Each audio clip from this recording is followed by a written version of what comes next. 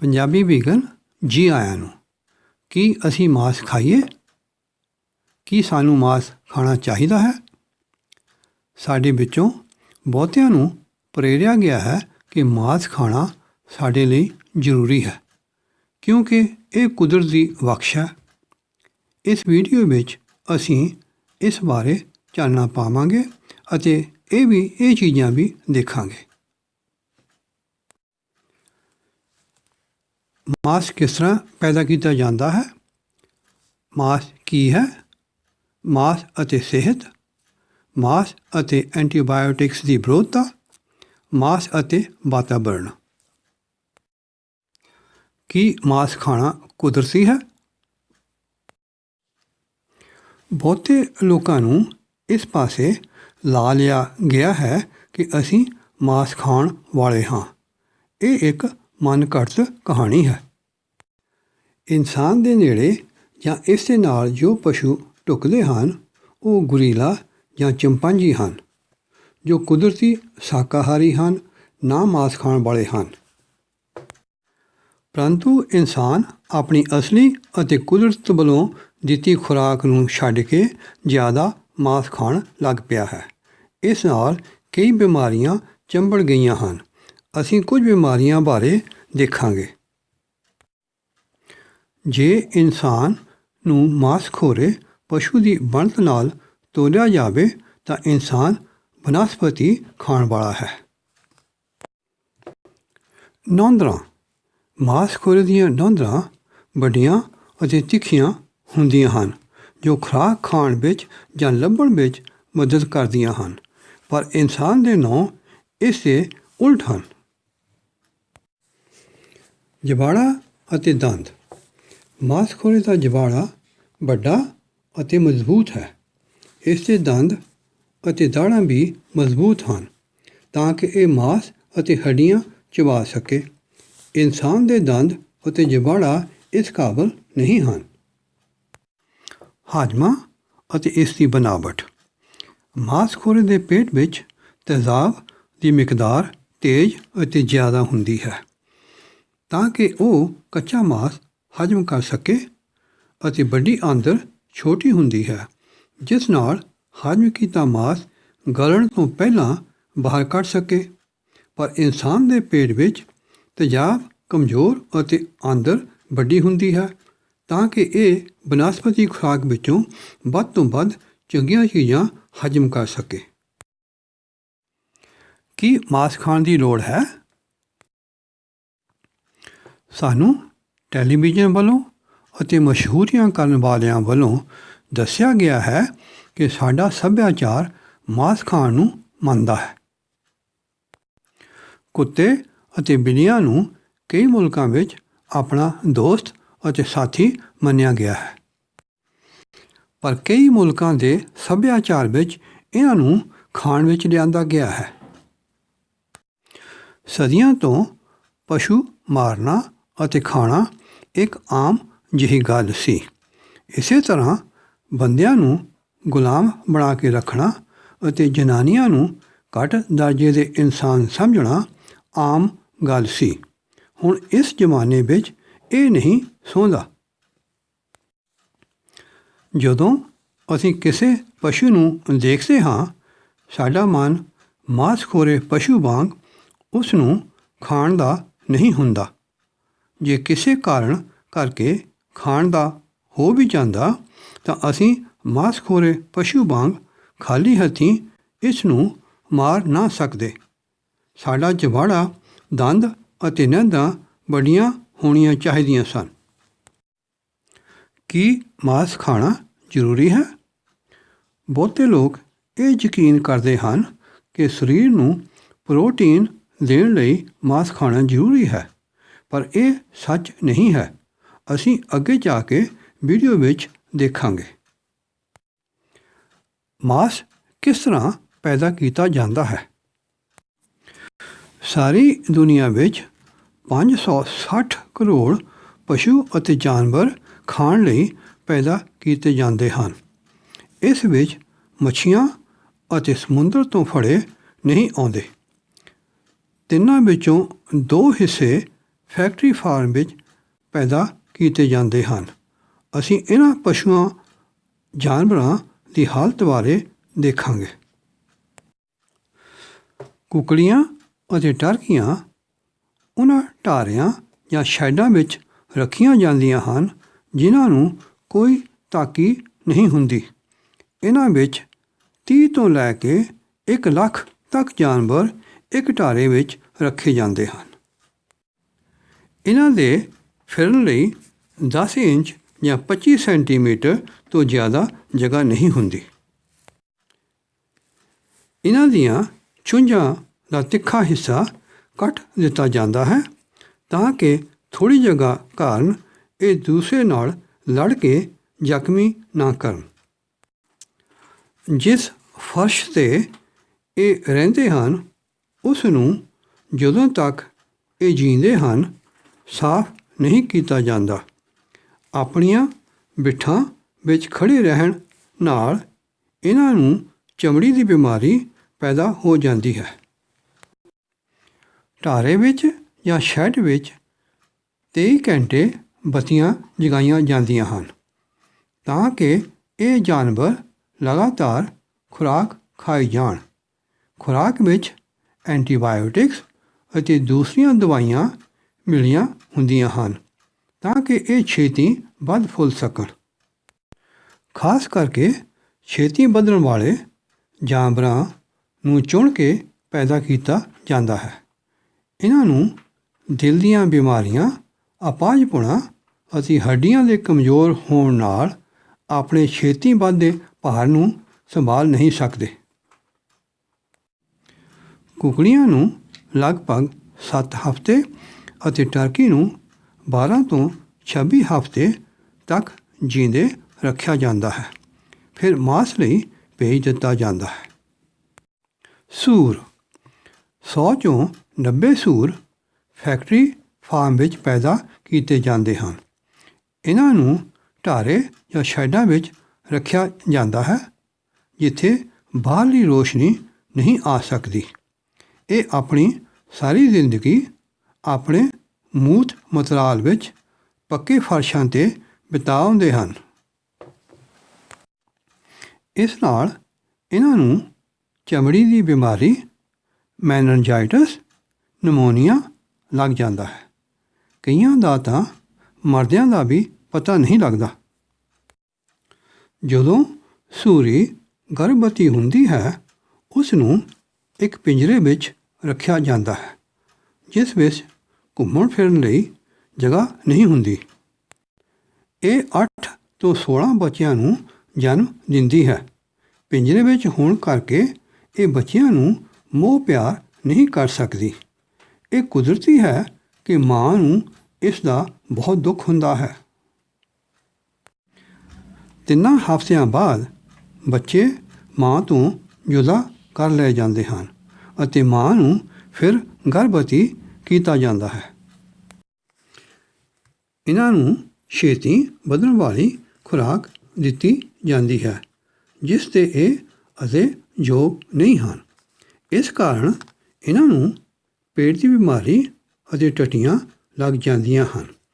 ਫਿਰ ਇਹਨਾਂ ਦੀ ਖੁਰਾਕ ਵਿੱਚ ਕਈ ਐਂਟੀਬਾਇਓਟਿਕਸ ਪਾਈਆਂ ਜਾਂਦੀਆਂ ਹਨ। ਬਹੁਤਿਆਂ ਦੇ ਮੋਢਲੇ ਦੰਦ ਕੱਢ ਦਿੱਤੇ ਜਾਂਦੇ ਹਨ ਅਤੇ ਪੂਛ ਵੱਢ ਦਿੱਤੀ ਜਾਂਦੀ ਹੈ। ਇਹਨਾਂ ਨੂੰ ਖੱਸੀ ਕਰ ਦਿੱਤਾ ਜਾਂਦਾ ਹੈ ਬਿਨਾਂ ਕਿਸੇ ਸੌਣ ਦੀ ਦਵਾਈ ਤੋਂ। ਇਹ ਗੰਭੀਰ ਦੁੱਖ ਸਹਿੰਦੇ ਹਨ।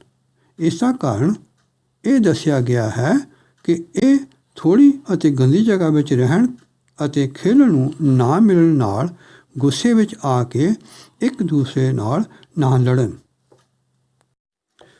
ਬਹੁਤੀਆਂ ਜਾਂਚਾਂ ਦੱਸਦੀਆਂ ਹਨ ਕਿ ਸੂਰ ਇਨਸਾਨ ਦੇ ਬੱਚੇ ਅਤੇ ਕੁੱਤਿਆਂ ਨਾਲੋਂ ਵੀ ਜ਼ਿਆਦਾ ਸਿਆਣੇ ਹਨ।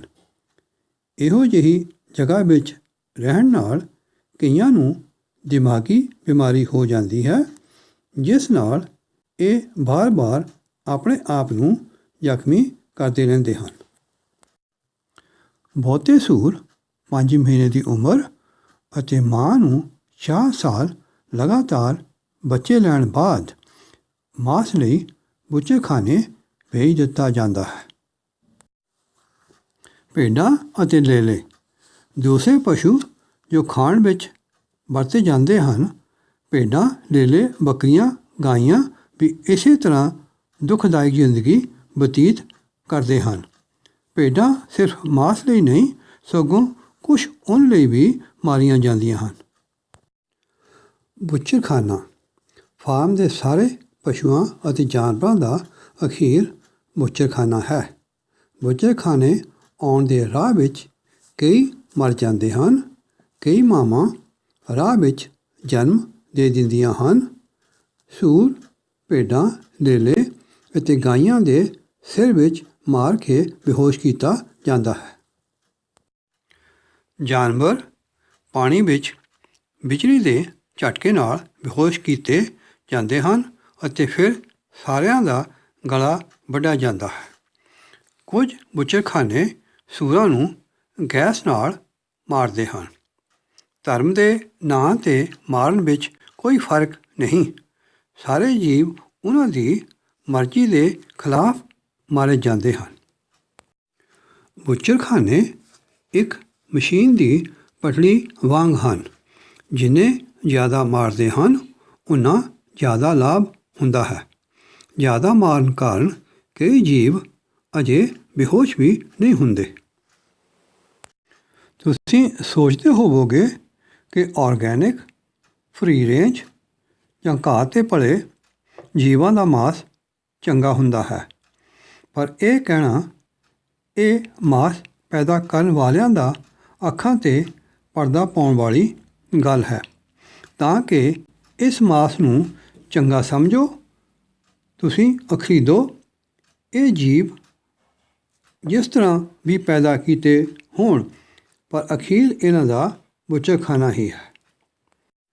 ਬੁੱਚਰਖਾਨਿਆਂ ਵਿੱਚ ਬਹੁਤੇ ਬਾਹਰਲੇ ਮੁਲਕਾਂ ਤੋਂ ਆਏ ਕਾਮੇ ਥੋੜ੍ਹੀਆਂ ਤਨਖਾਹਾਂ 'ਤੇ ਕੰਮ ਕਰਦੇ ਹਨ। ਹੈਰਾਨੀ ਦੀ ਗੱਲ ਨਹੀਂ ਕਿ ਇਹਨਾਂ ਹਾਲਤਾਂ ਵਿੱਚ ਬਹੁਤੇ ਲੋਕ ਇੱਥੇ ਕੰਮ ਕਰਨਾ ਪਸੰਦ ਨਹੀਂ ਕਰਦੇ। ਬਹੁਤੀਆਂ ਜਾਂਚਾਂ ਇਹ ਦੱਸਦੀਆਂ ਹਨ ਕਿ ਜੋ ਲੋਕ ਇੱਥੇ ਕੰਮ ਕਰਦੇ ਹਨ ਉਹ ਦਿਮਾਗੀ ਦਬਾਅ ਨਾਲ ਦੁਖੀ ਰਹਿੰਦੇ ਹਨ। ਜੋ ਇਹ ਜੀਵਾਂ ਨਾਲ ਸਾਰਾ ਦਿਨ ਕਰਦੇ ਹਨ ਜਾਂ ਉਹਨਾਂ ਦੇ ਰੋਂਦਿਆਂ ਦੀਆਂ ਆਵਾਜ਼ਾਂ ਸੁਣਦੇ ਹਨ, ਘਰ ਜਾ ਕੇ ਉਸ ਤੋਂ ਪਿੱਛਾ ਛੁਡਾਉਣਾ ਚਾਹੁੰਦੇ ਹਨ ਪਰ ਛੁਡਾ ਨਹੀਂ ਸਕਦੇ। ਦੁਖੀ ਹਨ, ਪਰ ਇਹ ਕੰਮ ਮਾਸ ਖਾਣ ਵਾਲਿਆਂ ਦੀ ਮੰਗ ਨੂੰ ਪੂਰਾ ਕਰਨ ਲਈ ਕਰਦੇ ਹਨ। ਬਹੁਤੇ ਮਾਸ ਖਾਣ ਵਾਲੇ ਆਪ ਪਸ਼ੂ ਨੂੰ ਮਾਰ ਨਹੀਂ ਸਕਣਗੇ, ਪਰ ਮਾਰੇ ਪਸ਼ੂਆਂ ਤੋਂ ਬਣੀਆਂ ਵਸਤੂਆਂ ਖਰੀਦਣ ਨਾਲ ਉਹਨਾਂ ਦੇ ਹੱਥ ਖੂਨੀ ਹੋ ਜਾਂਦੇ ਹਨ। ਹੁਣ ਤੱਕ ਜੋ ਅਸੀਂ ਸੁਣਿਆ ਹੈ ਉਹ ਮਾਸ ਪੈਦਾ ਕਰਨ ਵਾਲਿਆਂ ਦੇ ਦੱਸਣ ਤੋਂ ਜ਼ਿਆਦਾ ਦੁਖਦਾਇਕ ਹੈ। ਮਾਸ ਪੈਦਾ ਕਰਨ ਵਾਲੇ ਇਹ ਚਾਹੁੰਦੇ ਹਨ ਕਿ ਤੁਸੀਂ ਇਸ ਬਾਰੇ ਸੋਚੋ ਵੀ ਨਾ ਕਿ ਪਸ਼ੂਆਂ 'ਤੇ ਕਿੰਨਾ ਜ਼ੁਲਮ ਹੁੰਦਾ ਹੈ। ਇਹ ਇਹਨਾਂ ਜੀਵਾਂ ਦਾ ਖੁਸ਼ੀ ਦਾ ਮਾਹੌਲ ਦਿਖਾ ਕੇ ਜ਼ਿਆਦਾ ਮਾਸ ਵੇਚਣਾ ਚਾਹੁੰਦੇ ਹਨ, ਪਰ ਸੱਚਾਈ ਨੂੰ ਛਿਪਾ ਕੇ ਆਪਣਾ ਮੁਨਾਫਾ ਵਧਾਉਂਦੇ ਹਨ।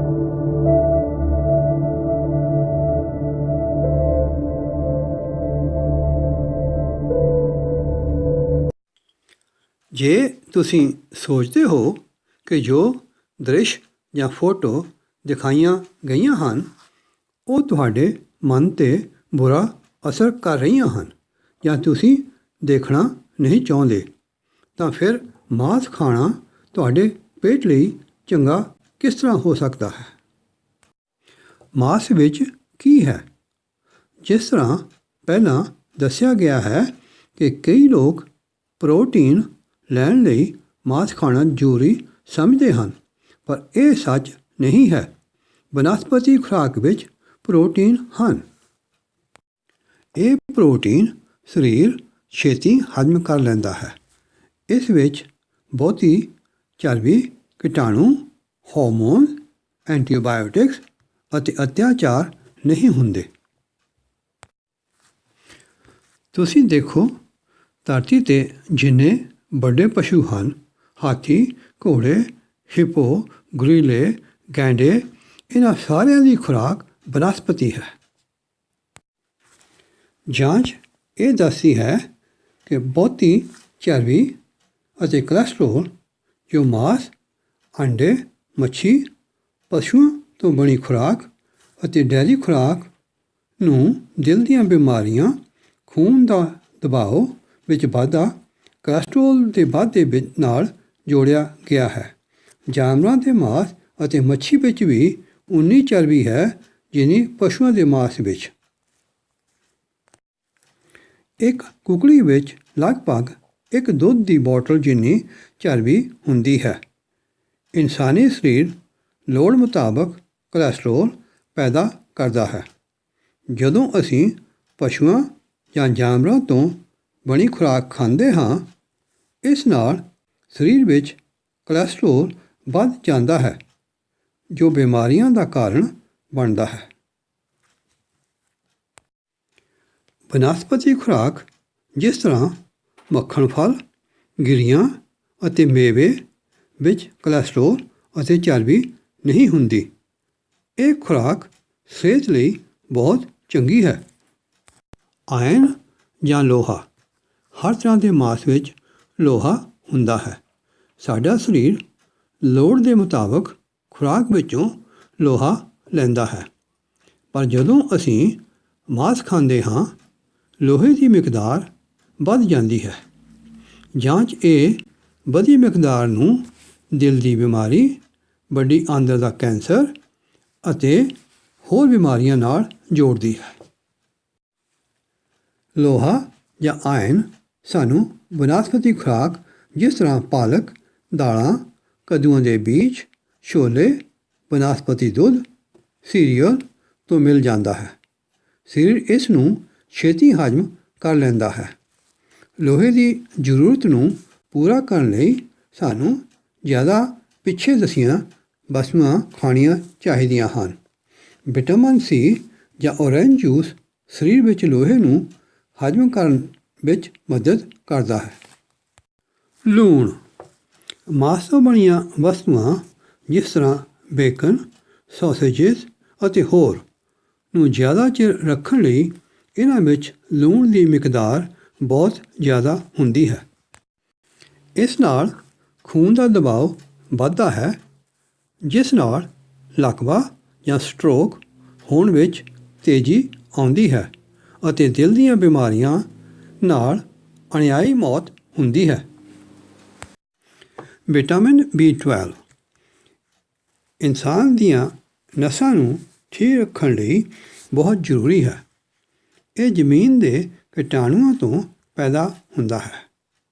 ਪਹਿਲਾਂ ਲੋਕ ਜ਼ਮੀਨ ਤੋਂ ਪੈਦਾ ਹੋਈਆਂ ਵਸਤੂਆਂ ਜਾਂ ਪਾਣੀ ਤੋਂ ਲੈਂਦੇ ਸਨ, ਪਰ ਅੱਜ ਕੱਲ੍ਹ ਜਿਸ ਤਰ੍ਹਾਂ ਇਹਨਾਂ ਨੂੰ ਸਾਫ਼ ਰੱਖਿਆ ਜਾਂਦਾ ਹੈ ਉਸ ਨਾਲ ਇਹ ਕੀਟਾਣੂ ਮਰ ਜਾਂਦੇ ਹਨ।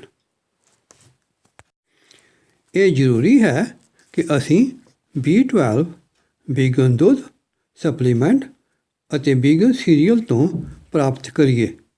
ਮਾਂਸ ਪੈਦਾ ਕਰਨ ਵਾਲੇ ਇਹ ਆਖਦੇ ਹਨ ਕਿ B12 ਸਿਰਫ ਮਾਂਸ ਤੋਂ ਹੀ ਮਿਲ ਸਕਦਾ ਹੈ, ਪਰ ਉਹ ਇਹ ਨਹੀਂ ਦੱਸਦੇ ਕਿ ਪਸ਼ੂਆਂ ਨੂੰ ਪਹਿਲਾਂ ਖੁਰਾਕ ਵਿੱਚ B12 ਦਿੱਤਾ ਜਾਂਦਾ ਹੈ। ਅੱਜ ਜੋ ਮਾਸ ਮਿਲਦਾ ਹੈ ਉਸ ਵਿੱਚ ਐਂਟੀਬਾਇਓਟਿਕਸ, ਸਰੀਰ ਵਧਾਊ ਹਾਰਮੋਨ IGF-1 ਅਤੇ ਕੀਟਾਣੂ ਮਾਰ ਦਵਾਈਆਂ ਦਾ ਅਸਰ ਮਿਲਦਾ ਹੈ। ਅਸੀਂ ਅਗਲੇ ਹਿੱਸੇ ਵਿੱਚ ਇਸ ਦਾ ਸਿਹਤ 'ਤੇ ਕੀ ਅਸਰ ਹੁੰਦਾ ਹੈ ਦੇਖਾਂਗੇ। ਮਾਸ ਅਤੇ ਸਿਹਤ। ਕੈਂਸਰ। ਹਰ ਸਾਲ ਲਗਭਗ 10 ਕਰੋੜ ਲੋਕ ਦੁਨੀਆ ਵਿੱਚ ਕੈਂਸਰ ਦਾ ਸ਼ਿਕਾਰ ਹੁੰਦੇ ਹਨ, ਜਿਸ ਨੂੰ ਮਾਸ ਖਾਣ ਨਾਲ ਜੋੜਿਆ ਗਿਆ ਹੈ। ਉਹ breast cancer, prostate cancer, lung cancer, bowel cancer, kidney cancer, pancreatic cancer, lymphoma cancer ਅਤੇ ਸਟੋਮਕ ਕੈਂਸਰ ਹਨ। ਜਾਂਚ ਇਹ ਦੱਸਦੀ ਹੈ ਕਿ ਜਿਹੜੇ ਮੁਲਕ ਜ਼ਿਆਦਾ ਮਾਸ ਖਾਂਦੇ ਹਨ ਉੱਥੇ ਕੈਂਸਰ ਜ਼ਿਆਦਾ ਹੈ। ਇਹ ਖਿਆਲ ਹੈ ਕਿ ਮਾਸ ਵਿੱਚ ਜੋ ਹਾਰਮੋਨ IGF-1 ਹਨ ਉਹ ਸਰੀਰ ਦੇ ਸੈੱਲਾਂ ਨੂੰ ਛੇਤੀ ਵਧਣ ਦਾ ਸੁਨੇਹਾ ਦਿੰਦੇ ਹਨ, ਜਿਸ ਵਿੱਚ ਕੈਂਸਰ ਸੈੱਲ ਅਤੇ ਟਿਊਮਰ ਸੈੱਲ ਵੀ ਹਨ। ਸਿਰਫ 50 ਗ੍ਰਾਮ ਮਾਸ ਜਾਂ 2 ਛਿਲਕੇ ਬੇਕਨ ਦੇ ਰੋਜ਼ ਖਾਣ ਨਾਲ ਵੱਡੀ ਆਂਦਰ ਦੇ ਕੈਂਸਰ ਦਾ ਖਤਰਾ 18% ਵੱਧ ਜਾਂਦਾ ਹੈ। ਵਰਲਡ ਹੈਲਥ ਆਰਗੇਨਾਈਜੇਸ਼ਨ ਦੁਨੀਆ ਦਾ ਸਭ ਤੋਂ ਇੱਜ਼ਤਦਾਰ ਸਿਹਤ ਵਿਭਾਗ ਹੈ। ਉਸ ਨੇ ਇੱਕ ਪੱਤਰ ਕੱਢਿਆ ਹੈ ਕਿ ਜੋ ਮਾਸ ਡੱਬਿਆਂ ਵਿੱਚ ਜਾਂ ਪੈਕਟਾਂ ਵਿੱਚ ਮਿਲਦਾ ਹੈ ਉਹ ਖਾਣ ਨਾਲ ਕੈਂਸਰ ਹੁੰਦਾ ਹੈ। ਹੋ ਸਕਦਾ ਹੈ ਲਾਲ ਰੰਗ ਦਾ ਮਾਸ ਵੀ ਇਸ ਵਿੱਚ ਹਿੱਸਾ ਪਾਉਂਦਾ ਹੋਵੇ। ਦਿਲ ਦੀਆਂ ਬਿਮਾਰੀਆਂ ਅਤੇ ਲਕਵਾ। ਮਾਸ ਦੀ ਚਰਬੀ ਕੋਲੈਸਟਰੋਲ ਨੂੰ ਵਧਾਉਂਦੀ ਹੈ। ਇਸ ਨਾਲ ਖੂਨ ਦੀਆਂ ਨਾੜੀਆਂ ਦੇ ਸੁਰਾਖ ਬੰਦ ਹੁੰਦੇ ਹਨ। ਜੇ ਇਹ ਦਿਲ ਦੀਆਂ ਨਾੜੀਆਂ ਹੋਣ ਤਾਂ ਦਿਲ ਦੀਆਂ ਬਿਮਾਰੀਆਂ ਲੱਗਦੀਆਂ ਹਨ। ਜੇ ਇਹ ਦਿਮਾਗ ਦੀ ਨਾੜੀ ਹੋਵੇ ਤਾਂ ਲਕਵਾ ਹੋ ਜਾਂਦਾ ਹੈ ਅਤੇ ਨਾ ਯਾਦ ਰਹਿਣ ਦੀ ਬਿਮਾਰੀ ਆਉਂਦੀ ਹੈ। ਮੋਟਾਪਾਪਨ ਅਤੇ ਭਾਰ ਵਧਣਾ। ਜਿਨ੍ਹਾਂ ਮੁਲਕਾਂ ਵਿੱਚ ਮਾਸ ਦੀ ਵਰਤੋਂ ਜ਼ਿਆਦਾ ਹੁੰਦੀ ਹੈ, ਮੋਟਾਪੇਪਨ ਵਿੱਚ ਬਹੁਤ ਵਾਧਾ ਹੋ ਰਿਹਾ ਹੈ। ਪਸ਼ੂਆਂ ਤੋਂ ਬਣੀਆਂ ਚੀਜ਼ਾਂ, ਮਾਸ, ਪਨੀਰ, ਅੰਡੇ, ਇਹਨਾਂ ਵਿੱਚ ਉੱਚੇ ਦਰਜੇ ਦੀ ਚਰਬੀ ਹੈ। ਇਹਨਾਂ ਵਸਤੂਆਂ ਵਿੱਚ ਬਨਸਪਤੀ ਖੁਰਾਕ ਦੇ ਮੁਕਾਬਲੇ ਵਿੱਚ ਬਹੁਤ ਕੈਲੋਰੀਜ਼ ਹਨ, ਜੋ ਮੋਟਾਪੇਪਨ ਦਾ ਕਾਰਨ ਹੈ। ਮੋਟਾਪੇਪਨ ਨਾਲ ਦਿਲ ਦੀਆਂ ਬਿਮਾਰੀਆਂ, ਲਕਵਾ, ਡਾਇਬਟੀਜ਼ ਅਤੇ ਖੂਨ ਦਾ ਦਬਾਅ ਦਾ ਖਤਰਾ ਵੱਧ ਜਾਂਦਾ ਹੈ। ਕਈ ਲੋਕ ਯਕੀਨ ਕਰਦੇ ਹਨ ਕਿ ਚਿੱਟਾ ਮਾਸ, ਚਿਕਨ ਜਾਂ ਟਰਕੀ ਵਿੱਚ ਚਰਬੀ ਘੱਟ ਹੈ। ਇਹ ਸਿਹਤ ਲਈ ਚੰਗਾ ਹੈ। ਇਹ ਇੱਕ ਮਨਘੜਤ ਕਹਾਣੀ ਹੈ। ਜਾਂਚ ਇਹ ਦੱਸਦੀ ਹੈ ਕਿ ਜੋ ਅੱਜ ਕੱਲ੍ਹ ਚਿੱਟਾ ਮਾਸ ਮਿਲਦਾ ਹੈ, ਭਾਵੇਂ ਉਹ ਜਾਨਵਰ ਬਾਹਰ ਫਿਰਦੇ ਹੋਣ ਜਾਂ ਫੈਕਟਰੀ ਫਾਰਮ ਦੇ ਹੋਣ, ਉਹਨਾਂ ਵਿੱਚ ਚਰਬੀ ਜ਼ਿਆਦਾ ਹੈ। ਜੋ ਪ੍ਰੋਟੀਨ ਮਾਸ ਤੋਂ ਮਿਲਦਾ ਹੈ ਉਸ ਨਾਲੋਂ ਜ਼ਿਆਦਾ ਕੈਲੋਰੀਜ਼ ਚਰਬੀ ਤੋਂ ਮਿਲਦੀਆਂ ਹਨ। ਹੱਡੀਆਂ ਦੀ ਸਿਹਤ। ਇਹ ਯਕੀਨ ਕੀਤਾ ਗਿਆ ਹੈ ਕਿ ਜਦੋਂ ਅਸੀਂ ਪਸ਼ੂਆਂ ਜਾਂ ਜਾਨਵਰਾਂ ਤੋਂ ਪ੍ਰੋਟੀਨ ਖਾਂਦੇ ਹਾਂ, ਸਾਡੇ ਸਰੀਰ ਵਿੱਚ ਤੇਜ਼ਾਬ ਵੱਧ ਜਾਂਦਾ ਹੈ, ਜੋ ਸਿਹਤ ਲਈ ਚੰਗਾ ਨਹੀਂ ਹੈ। ਇਸ ਨੂੰ ਘਟਾਉਣ ਲਈ ਸਰੀਰ ਕੈਲਸ਼ੀਅਮ ਹੱਡੀਆਂ ਤੋਂ ਲੈਂਦਾ ਹੈ। ਇਹ ਕੈਲਸ਼ੀਅਮ ਨੂੰ ਸਰੀਰ ਬਾਹਰ ਕੱਢ ਦਿੰਦਾ ਹੈ, ਜਿਸ ਨਾਲ ਹੱਡੀਆਂ ਕਮਜ਼ੋਰ ਹੋ ਜਾਂਦੀਆਂ ਹਨ ਅਤੇ ਇਹਨਾਂ ਦੇ ਟੁੱਟਣ ਵਿੱਚ ਵਾਧਾ ਹੋ ਜਾਂਦਾ ਹੈ। ਹੱਡੀਆਂ ਨੂੰ ਤੰਦਰੁਸਤ ਰੱਖਣ ਲਈ ਸਾਨੂੰ ਕੈਲਸ਼ੀਅਮ, ਬਨਸਪਤੀ ਸੂਤਰਾਂ, ਸਰੀਰਕ ਕਸਰਤ, ਸੂਰਜ ਦੀ ਧੁੱਪ ਅਤੇ ਵਿਟਾਮਿਨ D ਵੀਗਨ ਸਪਲੀਮੈਂਟ ਤੋਂ ਲੈਣਾ ਚਾਹੀਦਾ ਹੈ। ਸ਼ੂਗਰ ਦੀ ਬਿਮਾਰੀ, ਖਾਸ ਕਰਕੇ ਲਾਲ ਰੰਗ ਦਾ ਮਾਸ, ਡੱਬਿਆਂ ਵਿੱਚ ਜਾਂ ਪੈਕਟਾਂ ਵਿੱਚ ਪ੍ਰੋਸੈਸ ਕੀਤਾ ਮਾਸ, ਦੁੱਧ ਜਾਂ ਡੇਅਰੀ ਤੋਂ ਬਣੀਆਂ ਚੀਜ਼ਾਂ ਸ਼ੂਗਰ ਦੀ ਬਿਮਾਰੀ ਦੇ ਨਾਲ ਜੋੜਿਆ ਗਿਆ ਹੈ। ਸਿਰਫ 70 ਗ੍ਰਾਮ ਮਾਸ ਇੱਕ ਹਫ਼ਤੇ ਵਿੱਚ ਖਾਣ ਨਾਲ ਸ਼ੂਗਰ ਦੀ ਬਿਮਾਰੀ ਦਾ ਖਤਰਾ ਕਾਫੀ ਵੱਧ ਜਾਂਦਾ ਹੈ। ਮਾਸ ਦੀ ਚਰਬੀ ਸਾਡੇ ਪੱਠਿਆਂ ਦੇ ਸੈੱਲਾਂ ਨਾਲ ਜੁੜ ਜਾਂਦੀ ਹੈ, ਜਿਸ ਨਾਲ ਇਨਸੂਲਿਨ ਦਾ ਅਸਰ ਘਟ ਜਾਂਦਾ ਹੈ। ਇਹ ਖੂਨ ਦੇ ਦਬਾਅ ਵਿੱਚ ਵਾਧਾ ਕਰਦਾ ਹੈ। ਸ਼ੂਗਰ ਦੀ ਬਿਮਾਰੀ ਬਹੁਤ ਭੈੜੀ ਹੈ, ਜਿਸ ਨਾਲ ਸਾਡੇ ਸਾਰੇ ਸਰੀਰ 'ਤੇ, ਖਾਸ ਕਰਕੇ ਗੁਰਦੇ, ਅੱਖਾਂ ਅਤੇ ਪੈਰਾਂ 'ਤੇ ਅਸਰ ਹੁੰਦਾ ਹੈ। ਜ਼ਹਿਰੀਲੀ ਖੁਰਾਕ। ਜਦੋਂ ਸਾਨੂੰ ਖਾਣਾ ਖਾਣ ਤੋਂ ਬਾਅਦ ਉਲਟੀਆਂ ਜਾਂ ਟੱਟੀਆਂ ਲੱਗਦੀਆਂ ਹਨ, ਉਹ ਖਾਸ ਕਰਕੇ ਪਸ਼ੂਆਂ ਤੋਂ ਬਣੀਆਂ ਚੀਜ਼ਾਂ, ਮਾਸ, ਅੰਡੇ, ਮੱਛੀ ਅਤੇ ਡੇਅਰੀ ਤੋਂ ਬਣੀਆਂ ਚੀਜ਼ਾਂ ਵਿੱਚ ਇੱਕ ਤਰ੍ਹਾਂ ਦੇ ਕੀਟਾਣੂਆਂ ਦਾ ਵਾਧਾ ਹੋਣ ਨਾਲ ਹੁੰਦਾ ਹੈ। ਪਰ ਬਨਸਪਤੀ ਤੋਂ ਬਣੀ ਖੁਰਾਕ ਵਿੱਚ ਇਹ ਕੀਟਾਣੂ ਨਹੀਂ ਹੁੰਦੇ, ਇਸ ਲਈ ਇਹ ਇਨਸਾਨ ਲਈ ਜ਼ਹਿਰੀਲੀ ਖੁਰਾਕ ਨਹੀਂ ਬਣਦੀ। ਜਿਸ ਤਰ੍ਹਾਂ ਪਸ਼ੂਆਂ ਦੀ ਪੈਦਾਇਸ਼ ਗੰਦੀਆਂ ਥਾਵਾਂ 'ਤੇ ਕੀਤੀ ਜਾਂਦੀ ਹੈ ਅਤੇ ਬਹੁ ਗਿਣਤੀ ਵਿੱਚ ਬੁੱਚੜਖਾਨੇ ਮਾਰੇ ਜਾਂਦੇ ਹਨ, ਉਸ ਨਾਲ ਇਹਨਾਂ ਤੋਂ ਬਹੁਤੀਆਂ ਬਣੀਆਂ ਵਸਤੂਆਂ ਸਾਲਮੋਨੈਲਾ ਅਤੇ ਕੈਂਪਾਈਲੋਬੈਕਟਰ ਕੀਟਾਣੂਆਂ ਨਾਲ ਮਲੀਨ ਹੋ ਜਾਂਦੀਆਂ ਹਨ। ਇਹਨਾਂ ਕੀਟਾਣੂਆਂ ਦੀ ਛੂਤ ਸਿਰਫ ਮਾਸ ਤੋਂ ਬਣੀਆਂ ਵਸਤੂਆਂ ਨੂੰ ਚੰਗੀ ਤਰ੍ਹਾਂ ਨਾ ਧੋਣ ਕਰਕੇ ਨਹੀਂ, ਸਗੋਂ ਇਹ ਸਾਡੇ ਖਾਣ ਪਕਾਉਣ ਵਾਲੀ ਜਗ੍ਹਾ 'ਤੇ ਵੀ ਫੈਲ ਜਾਂਦੇ ਹਨ। ਮਾਸ ਅਤੇ ਐਂਟੀਬਾਇਓਟਿਕਸ ਦੀ ਵਿਰੋਧਤਾ। ਐਂਟੀਬਾਇਓਟਿਕਸ ਉਹ ਦਵਾਈ ਹੈ ਜੋ ਛੂਤ ਦੇ ਕੀਟਾਣੂਆਂ ਨੂੰ ਮਾਰਨ ਲਈ ਵਰਤੀ ਜਾਂਦੀ ਹੈ।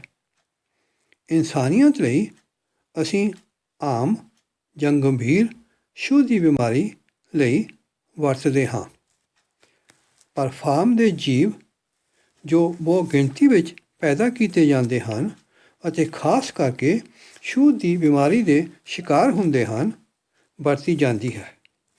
ਕਈ ਮੁਲਕਾਂ ਵਿੱਚ ਇਹ ਇਹਨਾਂ ਦੇ ਵਾਧੇ ਲਈ ਵਰਤੀ ਜਾਂਦੀ ਹੈ, ਕਿਉਂਕਿ ਇਹ ਦਵਾਈਆਂ ਜਿਨ੍ਹਾਂ ਕੀਟਾਣੂਆਂ ਨੂੰ ਮਾਰਨ ਲਈ ਬਹੁਤ ਗਿਣਤੀ ਵਿੱਚ ਵਰਤੀਆਂ ਜਾਂਦੀਆਂ ਹਨ, ਉਹ ਇਸ ਦੀ ਵਿਰੋਧਤਾ ਕਰਦੇ ਹਨ ਅਤੇ ਇਸ ਦਾ ਅਸਰ ਘਟ ਗਿਆ ਹੈ।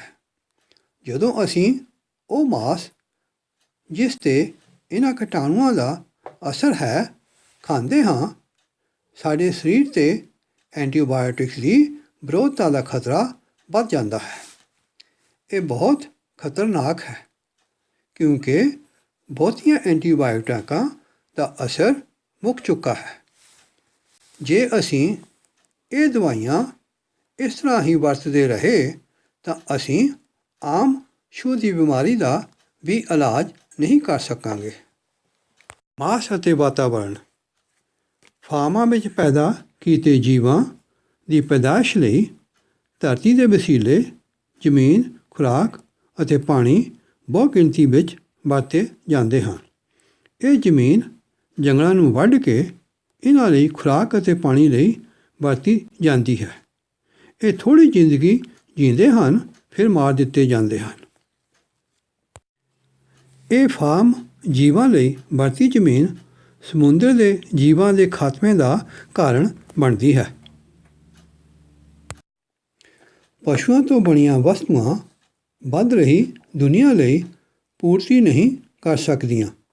ਜੇ ਅਸੀਂ ਆਪਣੀ ਖੁਰਾਕ ਵਿੱਚੋਂ ਮਾਸ ਬਾਹਰ ਕੱਢ ਦੇਈਏ ਤਾਂ ਉਹ ਵਸੀਲੇ ਜੋ ਪਸ਼ੂਆਂ ਲਈ ਵਰਤੇ ਜਾਂਦੇ ਹਨ, ਉਹ ਲੋਕਾਂ ਦੀ ਖੁਰਾਕ ਲਈ ਵਰਤ ਸਕਦੇ ਹਾਂ। ਇਸ ਵੇਲੇ ਇਸ ਧਰਤੀ 'ਤੇ 7 ਬਿਲੀਅਨ ਲੋਕ ਹਨ। ਉਹਨਾਂ ਵਿੱਚੋਂ 840 ਕਰੋੜ ਭੁੱਖ ਨਾਲ ਤੜਫ ਰਹੇ ਹਨ। ਮਾਸ ਨਾ ਖਾਣ ਨਾਲ ਇਹ ਧਰਤੀ ਜੋ ਸਾਡਾ ਘਰ ਹੈ, ਲੋਕ ਅਤੇ ਜੀਵ ਸਿਹਤਮੰਦ ਹੋਣਗੇ। ਮਾਸ ਦੇ ਮੁਕਾਬਲੇ ਵਿੱਚ ਅੱਜ ਕੱਲ੍ਹ ਦੇ ਜ਼ਮਾਨੇ ਵਿੱਚ ਤੁਸੀਂ ਮਾਸ ਨੂੰ ਆਪਣੀ ਖੁਰਾਕ ਵਿੱਚੋਂ ਬੜੀ ਸੁਖਾਲੀ ਤਰ੍ਹਾਂ ਕੱਢ ਸਕਦੇ ਹੋ। ਬਨਸਪਤੀ ਦੇ ਆਧਾਰ 'ਤੇ ਬਣਾਈਆਂ ਸੁਆਦੀ ਵਸਤੂਆਂ ਸੁਪਰਮਾਰਕੀਟ ਤੋਂ ਸੁਖਾਲੀਆਂ ਮਿਲ ਜਾਂਦੀਆਂ ਹਨ। ਇਹ ਵਸਤੂਆਂ ਦੇਖ ਕੇ ਤੁਹਾਨੂੰ ਅਚਰਜ ਹੋਵੇਗਾ ਕਿ ਇਹਨਾਂ ਵਿੱਚ ਅਤੇ ਮਾਸ ਤੋਂ ਬਣੀਆਂ ਚੀਜ਼ਾਂ ਵਿੱਚ ਕੋਈ ਫਰਕ ਨਹੀਂ ਹੈ। ਇਹਨਾਂ ਵਿੱਚ ਸਭ ਤੋਂ ਵੱਡਾ ਗੁਣ ਇਹ ਹੈ ਕਿ ਇਹਨਾਂ ਵਿੱਚ ਸਰੀਰਕ ਦੁਸ਼ਮਣੀ ਵਾਲੀਆਂ ਵਸਤੂਆਂ, ਚਰਬੀ, ਕੋਲੈਸਟਰੋਲ ਅਤੇ ਅਤਿਆਚਾਰ ਨਹੀਂ ਹੁੰਦੇ। ਦੁਨੀਆ ਦੇ ਬਹੁਤੇ ਡਾਕਟਰ ਇਹ ਦੱਸਦੇ ਹਨ ਕਿ ਬਹੁਤੀਆਂ ਬਿਮਾਰੀਆਂ ਜਿਸ ਤਰ੍ਹਾਂ ਕੈਂਸਰ, ਦਿਲ ਦੀਆਂ ਬਿਮਾਰੀਆਂ, ਖੂਨ ਦੇ ਦਬਾਅ ਵਿੱਚ ਵਾਧਾ, ਕੋਲੈਸਟਰੋਲ ਵਿੱਚ ਵਾਧਾ, ਸ਼ੂਗਰ ਦੀ ਬਿਮਾਰੀ ਅਤੇ ਕਈ ਹੋਰ ਬਿਮਾਰੀਆਂ ਤੋਂ ਪਾਸਾ ਪਲਟਾਇਆ ਜਾ ਸਕਦਾ ਹੈ ਅਤੇ ਮੋੜ ਪਾਇਆ ਜਾ ਸਕਦਾ ਹੈ ਜੇ ਅਸੀਂ ਪਸ਼ੂਆਂ ਤੋਂ ਬਣੀ ਖੁਰਾਕ ਬਾਹਰ ਕੱਢ ਦੇਈਏ, ਇਸ ਦੀ ਥਾਂ ਬਨਸਪਤੀ ਖੁਰਾਕ ਨੂੰ ਦੇ ਦੇਈਏ। ਹੁਣ ਤੁਸੀਂ ਇਹ ਜਾਣ ਗਏ ਹੋ ਕਿ ਮਾਸ ਖਾਣ ਦਾ ਤੁਹਾਡੇ ਅਤੇ ਪਸ਼ੂਆਂ ਅਤੇ ਬਨਸਪਤੀ 'ਤੇ ਕੀ ਅਸਰ ਪੈਂਦਾ ਹੈ। ਕੁਝ ਇਨਸਾਨ ਇਹ ਸੋਚਦੇ ਹਨ ਕਿ ਮਾਸ ਖਾਣਾ ਸਾਡੀ ਆਪਣੀ ਮਰਜ਼ੀ ਹੈ, ਪਰ ਉਹ ਇਹਨਾਂ ਨੂੰ ਧਿਆਨ ਵਿੱਚ ਲਿਆਉਣ ਕਿ ਜੋ ਉਹ ਪਸ਼ੂ ਜਾਂ ਜਾਨਵਰ ਖਾਂਦੇ ਹਨ, ਉਹਨਾਂ ਨੂੰ ਨਾ ਜੀਣ, ਨਾ ਮਰਨ ਅਤੇ ਨਾ ਰਹਿਣ ਦੀ ਮਰਜ਼ੀ ਹੈ। ਜੋ ਜੀਵ ਇਸ ਧਰਤੀ 'ਤੇ ਪੈਦਾ ਹੋਇਆ ਹੈ, ਉਹ ਚਾਹੁੰਦਾ ਹੈ ਕਿ ਮੇਰੀ ਜ਼ਿੰਦਗੀ ਖੁਸ਼ੀ ਅਤੇ ਆਜ਼ਾਦੀ ਵਿੱਚ ਬੀਤੇ, ਪਰ ਬਹੁਤੇ ਫਾਰਮਾਂ ਵਿੱਚ ਪੈਦਾ ਹੋਏ ਪਸ਼ੂਆਂ ਅਤੇ ਜਾਨਵਰਾਂ ਨੂੰ ਇਸ ਤੋਂ ਵਾਂਝੇ ਰੱਖਿਆ ਜਾਂਦਾ ਹੈ। ਤੁਹਾਡੇ ਲਈ ਮਾਸ ਖਾਣਾ ਸਿਰਫ ਜੀਭ ਦਾ ਸਵਾਦ ਹੈ, ਪਰ ਪਸ਼ੂਆਂ ਅਤੇ ਜਾਨਵਰਾਂ ਦੀ ਇਹ ਸਾਰੀ ਜ਼ਿੰਦਗੀ ਹੈ। ਇਹਨਾਂ ਜੀਵਾਂ ਨੇ ਸਾਡੇ ਨਾਲ ਕੋਈ ਮਾੜਾ ਨਹੀਂ ਕੀਤਾ, ਇਸ ਲਈ ਸਾਨੂੰ ਇਹਨਾਂ ਨਾਲ ਰਹਿਮਦਿਲੀ ਅਤੇ ਮਾਣ ਦਿਖਾਉਣਾ ਚਾਹੀਦਾ ਹੈ। ਅਸੀਂ ਮਰੇ ਜੀਵ ਖਾ ਕੇ ਆਪਣੇ ਸਰੀਰ ਨੂੰ ਮੁਰਦਘਾਟ ਨਾ ਬਣਾਈਏ, ਜਦੋਂ ਕਿ ਬਨਸਪਤੀ ਤੋਂ ਬਣੀ ਖੁਰਾਕ ਨਾਲ ਸਿਹਤਮੰਦ ਅਤੇ ਪ੍ਰਫੁੱਲਤ ਜ਼ਿੰਦਗੀ ਜੀ ਸਕਦੇ ਹਾਂ। ਮਿਲਾਪ ਕਰੋ, ਰਹਿਮਦਿਲੀ ਦਿਖਾਓ ਅਤੇ ਵੀਗਨ ਬਣੋ। ਧੰਨਵਾਦ।